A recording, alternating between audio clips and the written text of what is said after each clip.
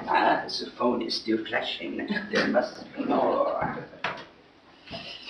Andy, it's me. Come on, pick up. I know you're there. Well, that's where you're wrong, oh bovine ex-wife. But I was on a secret tryst in the fruit and veg aisle at Tesco's, and the customer services lady was being exceptionally helpful. At that time you rang, so up your particularly sad bottom. All right, don't answer. That's always your way, isn't it? If you can't face it, hide away as usual. Hide away, for God's sake, woman. Change the digitally remastered MP3 recording, will you? Actually, I prefer musical chairs, but since this is your party, you can choose. You're nearly 2 weeks behind with the maintenance. Right. Pin the guilt trip on the ex-husband it is. Hold on, Andy. I want the money within 2 days, or I'm ringing up the CSA again. And I've been patient with you, haven't I? All right, we hold the action there on Pin the guilt trip on the ex-husband. Please welcome our first guest, Andy! Hi, Bob. Andy, have you ever played Pin the guilt trip on the ex-husband before?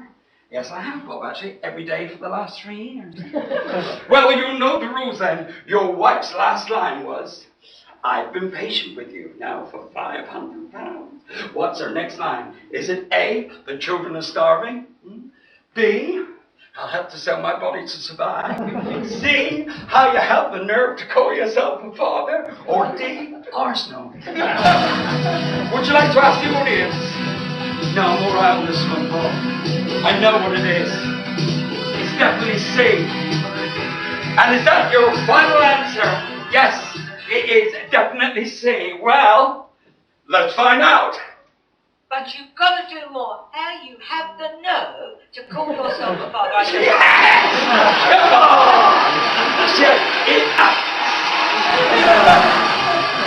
on! Come on, Andy. The question gets more difficult now. This is for £1,000. Concentrate, Andy. What's your wife's next line? Is it A, other people do more for your children than you do?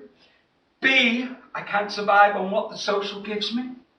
C, the children have each grown an extra head and it's taken twice as much to feed them? Or D, none of the above? Can I ask the audience, Bob? I'm not sure. I'm tempted by the two heads there. If you confuse me and I confuse you, the whole time. Everybody stop! I know what it is. It's definitely D. Do you say? Well, let's find out! You are such a selfish bastard. He shoots! He scores!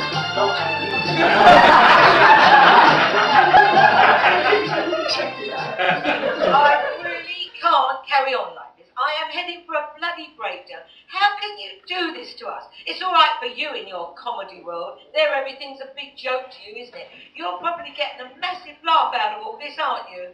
Oh yeah, hurrah, let's all laugh at the stupid, squealing ex-wife.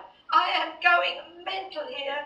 And I know it's not all your fault, but I'm scared, Andy.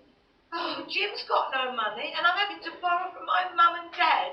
And the only way I can make you suffer is to keep you away from the kids until you pay up. And I know that's not right, but it's the only lever I've got, so what can I do?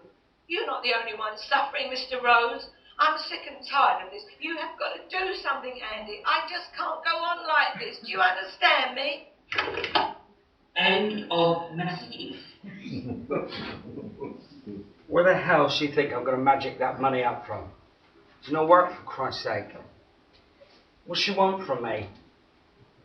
Well, that's it then. I don't get to see my kids until show business gets a revival. How fair is that? I'm not a bad man, I'm not. I love my kids, I'd do anything for them. But I'm struggling here, for God's sake. I'm only living in luxury, am I? Well, I don't want them to suffer either. If she just let me see them for a bit, maybe I could explain. They must think all the rubbish they're being told, I don't care. That's wrong, that is. They're probably suffering as much as me. Everyone needs their dad. My kids do. And he needs them. What's the point of all this hurt, eh? No one's happy here. Makes no bloody sense. Oh, God. One lonely, sad-eyed breakfast coming up.